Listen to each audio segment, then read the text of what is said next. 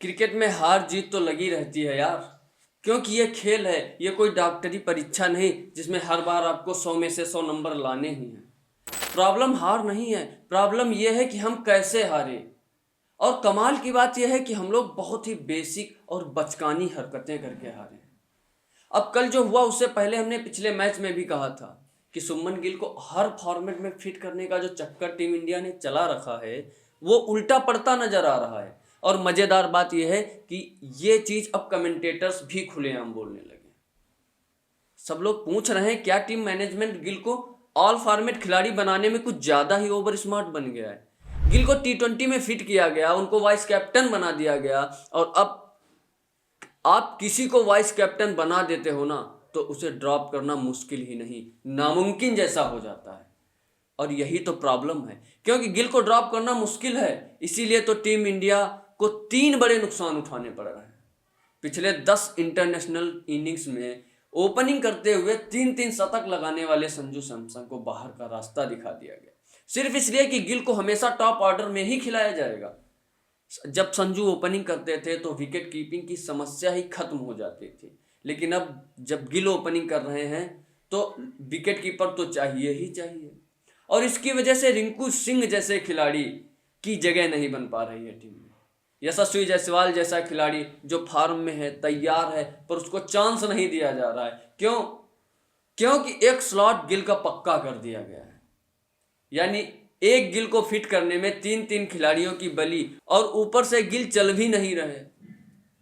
इतना सब कुछ होने के बाद कल खुलकर चर्चा होने लगी क्या शुभमन गिल को वर्ल्ड कप खिलाना चाहिए या नहीं। ये बात अब जनता नहीं कमेंटेटर्स तक बोलने लगे। अब आप टीम मैनेजमेंट होते तो क्या गिल को वर्ल्ड कप में खिलाते? कमेंट में लिखना जरूर। अब आते हैं कल के मैच पर। इंडिया ने टॉस जीता, और देखो यार, हम इतने दिनों बाद टॉस जीते थे, दिल खुश हो गया। हमने साउथ अफ्रीका से कहा आइए पहले आप ही बल्लेबाजी कर लो, और यहीं से मैच में एक बड़ा ट्विस्ट आ गया। क्यों? क्योंकि टॉस जीतना एक एडवांटेज था, लेकिन उस एडवांटेज का फायदा तो उठाया ही नहीं। हम ठीक से बॉलिंग ही नहीं कर पाए, ऊपर से क्विंटन डीकॉक ने बैट उठाया और ऐसा ठोकना स्टार्ट किया कि भारतीय गेंदबाजों की लंका लगा थी। भाई एक मजेदार इनसाइड स्टोरी बताता हूँ। मुझे बताया गया कि क्विंटन डीकॉक इस साल IPL ऑक्शन में नाम ही नहीं डालने वाले थे, बिल्कुल ग्लेन मैक्सवेल की तरह। वो भी कहने वाले थे कि इस बार मिस करो, लेकिन सुना है मुंबई की टीम ने मैसेज भेज के कहा बेटा नाम डाल दो, हो सकता है हम ही खरीद लें। और अब वो 46 गेंद में 90 मार कर गए हैं। अब वो मुंबई छोड़ो, कोलकाता, राजस्थान, लखनऊ सब के सब पीछे पड़े हैं, और कम से कम 3 करोड़ उनकी वैल्यू अभी से बढ़ गई है। डीकॉक की पारी इतनी खतरनाक थी कि साउथ अफ्रीका ने 213 रन टारगेट दिए।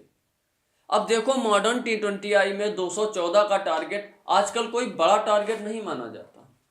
ऊपर से मैदान चंडीगढ़ था, ओस प्रचंड थी, गेंद बकायदा हाथ से फिसल रही थी, बैटिंग एकदम आसान थी, और मैदान शुभमन गिल का होम ग्राउंड था। मुझे लगा बस आज गिल फॉर्म में लौटेंगे, पर भाई पहली ही गेंद पर आउट हो गए। और फिर वही मैनेजमेंट वाला कमाल, 3 नंबर पर अक्षर पटेल। अब बताओ यार, आपकी टीम में सूर्य कुमार यादव, तिलक वर्मा, शिवम दुबे जैसे खिलाड़ी हैं, और आप बीच में अक्षर पटेल को भेज रहे हो। लॉजिक क्या है? कौन सा गणित लगा रहे हो? अक्षर ने 21 में 21 मारे। अच्छा मान लो कि अक्षर 21 में 40 मार जाते, पर प्रोसेस गलत है ना, निर्णय तो गलत है। आप 214 रन का टारगेट चेस करते हुए, दौड़ते हुए पीनट बटर से पराठा लगाने वाले मूड में कैसे खेल सकते हो यार? अभिषेक शर्मा जल्दी आउट हो गए। मुझे तो लगा कि आज तो बंटाधार फिक्स है, क्योंकि सूर्य कुमार यादव की फॉर्म तो जैसे कहीं गायब सी हो गई है। फिर एकमात्र उजाला दिखा तिलक वर्मा। भाई ने हाफ सेंचुरी मारकर उम्मीद जिंदा रखने की कोशिश की। लेकिन साउथ अफ्रीका की बॉलिंग इतनी टाइट थी, required run rate Tilak Varma की पहुंच से भी बाहर चला, और फिर नीचे सारे बैटर शॉट मारने और बाउंड्री पर कैच देते, एक के बाद एक चले गए। यही क्लासिक भारतीय हार का पैटर्न है, शुरुआत खराब, बीच में गड़बड़ और अंत में ढह जाना। पिछला मैच इंडिया 101 रन से जीती थी, शगुन का 101, और इस बार साउथ अफ्रीका ने हमें 51 रनों से शगुन से हार सदा दी। किस्मत का मजाक देखो यार। लेकिन मुझे पता है आपकी नज़रें कल के मैच में थी, आपका भी ओपिनियन होगा। कल की हार पर कमेंट में लिखना, जो भी आप सोचते हो खुलकर बताना। बाकी भाई हम मिलेंगे कल। चैनल को सब्सक्राइब कर देना। Thank you for watching. जय हिंद।